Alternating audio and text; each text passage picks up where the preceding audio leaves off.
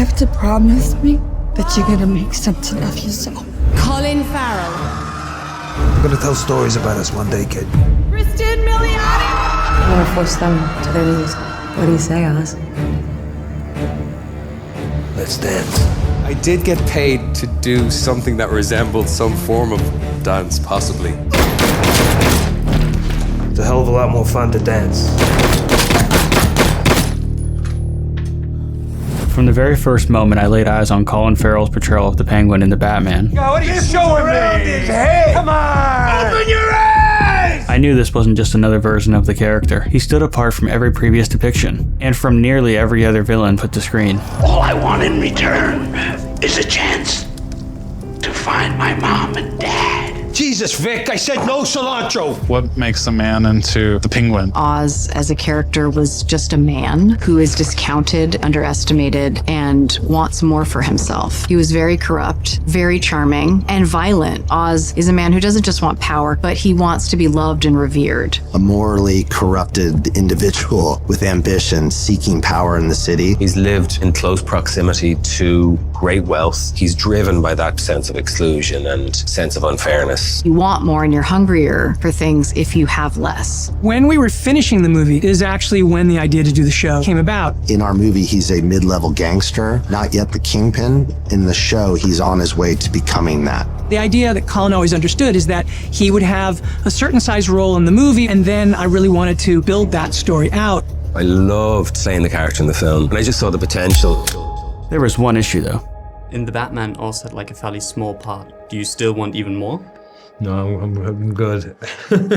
He wasn't sure if he wanted to do it again. I've never done full prosthetics before. I've never been so buried beneath the artistry of someone else. Each day, Colin is in the makeup about 3 hours. We actually have to flatten his hair, and then we sculpt a bald cap that glues over that, and we paint that to look like flesh. Then we glue on the neck, then the cheeks go on. Then we have a chin, which changes the shape. Then it's the nose with the upper lip, and his upper lip kind of pushes up, and we glue on eyebrows, giving him this bird penguin look. I thought that would be a good idea psychologically to make him look a little angrier. He's got a receding hairline and it combs back and parts to the side. Once the hair pieces are on, he's done. Once he had all that makeup on, Colin stopped being Colin and really was this character. The makeup process was so exhausting that Farrell has admitted there was moments where he wondered if he can keep doing it at all. The physical demands of heavy prosthetics have pushed actors to their limits for decades, with a few examples more infamous than Jim Carrey's experience portraying the Grinch. What's the matter with you? You some kind of wild animal? Literally, the makeup was like being buried alive every day. I told Ron Howard I couldn't do the movie. Then Brian Grazer came in and came up with a brilliant idea, which was to hire a gentleman who is trained to teach CIA operatives how to endure torture. Colin Farrell's transformation into the Penguin proved no less demanding. Encased beneath layers of prosthetics for hours at a time, he was often the only person on set struggling with intense heat in the middle of winter. As demanding as the prosthetics were, they ultimately weren't the biggest threat to production. An even larger challenge surfaced behind the scenes, one that came dangerously close to stopping the series altogether. It looks like Daredevil, Born Again, and the Batman spin-off Penguin are shutting down for the duration of the writer's strike. Right now, production is at a standstill for some of TV's most popular shows. Major writer's strike tonight affecting many of your favorite shows. The first strike in 15 years, in fact. More than 11,000 members of the Writers Guild walking off the job. That includes the shows that you watch on streaming. That includes the late night shows are now officially on strike. Production paused for months. This created uncertainty about when filming could resume and whether the release date would need to change. The entire team, who wouldn't often receive the same kind of attention as actors and writers, were left waiting alongside everyone else. The road to getting this show out was way more complicated than most have realized. You really think people will make a float of your dumb face and march it down the street chanting your goddamn name? The Penguin is not just good, it's great. Going into it, I was expecting a good crime show that was connected with the Batman. What I got was a character that kept me constantly engaged. When talking about Colin, he had to understand his character. What makes a great villain, if you kind of can find yourself almost in moments of sympathy. Influences on this, all the names that I've heard thrown at me, from Sopranos to Untouchables and De Niro and Al Capone and this and that and the other. You draw from everything you ever see or hear. You know, it all goes onto your hard drive, as I say, and then it comes out through whatever way the writing you're presented with provokes your imagination, you know? The role represents an interesting point in Farrell's career. Early on, he was often cast as a charismatic leading man, but over the years he gravitated towards stranger and more challenging characters. From quiet dramas to dark comedies and blockbuster franchises, he's built a reputation for taking risks. The Penguin may be one of his most impressive transformations yet, because it relies on much more than just makeup. Underneath the scars and prosthetics is a performance that makes Oz feel like a real person rather than just another comic book villain. You still think there's good and bad, right and wrong? At the core of Oz's character is a strong personality and narcissism. He genuinely believes he's smarter than everyone else around him. Even when he is clearly outmatched, he finds a way to reframe situations and still come out feeling like he's the one in control. What makes it more unsettling is how his self-image grows over time. The more power he gains, the more his ego inflates. He wants the recognition, the respect, and the feeling that he's meant to rise above everyone else. That need to be seen as exceptional drives him into increasingly ruthless choices, and by the end of it, it becomes clear that his ambition isn't just about survival or power, but about feeding a version of himself that refuses to feel small again. Another dirty martini, 3 olives. You ready for another one? You can make that too, actually. Right away. One of the show's biggest strengths is Sofia Falcone. From the moment she appears on screen, there's something deeply unsettling about her, but that's exactly what makes her so satisfying to watch. Take a seat, Carla.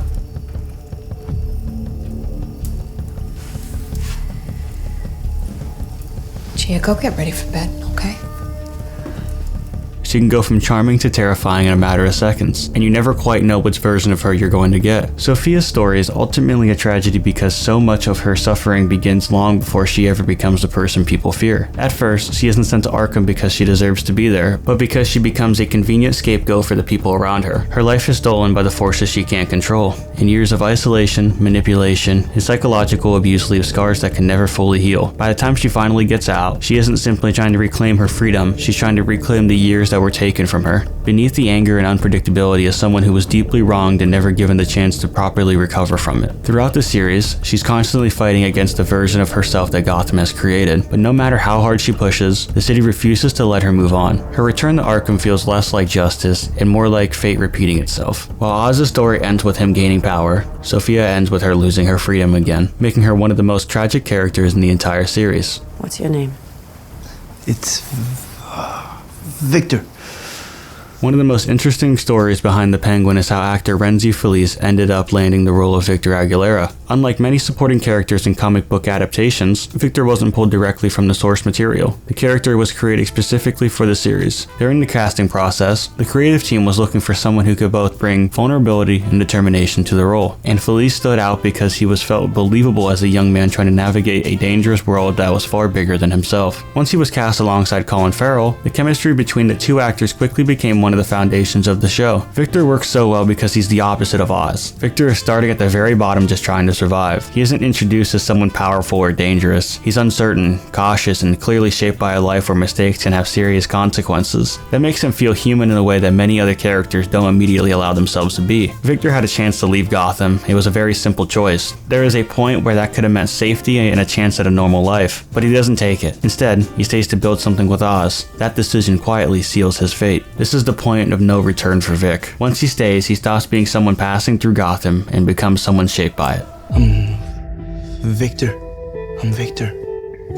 I work with Oswald, right? Your son. One of the most revealing aspects of Oz's relationship with his mother is the deep resentment that exists beneath their bond, especially when it comes to the fate of his brothers. At the core of the issue is a sense of an emotional imbalance. Oz's need for attention and validation was never something he could share easily, and in his mind, his brothers represented competition for one thing that he valued most, his mother's focus. That jealousy becomes something defining a part of his psychology, shaping how he interprets love, loyalty, and approval. From his mother's perspective, however, that dynamic takes on much darker meaning. That idea that Oz would harm his own family to secure her attention transformed what might have been seen as an emotional dependence into something far more disturbing. It fractures the relationship completely, replacing affection with disgust, fear, and grief. Even if the bond between them doesn't fully disappear, it becomes contaminated by what he has done, making it impossible for her to see him in the same way again. For years, Oz convinced himself that everything he did was for her, that his ambition, his violence, and the rise through Gotham's underworld were rooted in love and loyalty. But from her perspective, there was always an uncomfortable simple truth beneath that story. If Oz was capable of sacrificing his own brothers because he wanted more of her attention, then there was no line he wouldn't cross when his desires were involved. That's what makes her fear and resentment toward him so powerful. She isn't just mourning what happened to her other children. She's forced to live with the knowledge that her son standing in front of her may have destroyed her family out of jealousy. In many ways,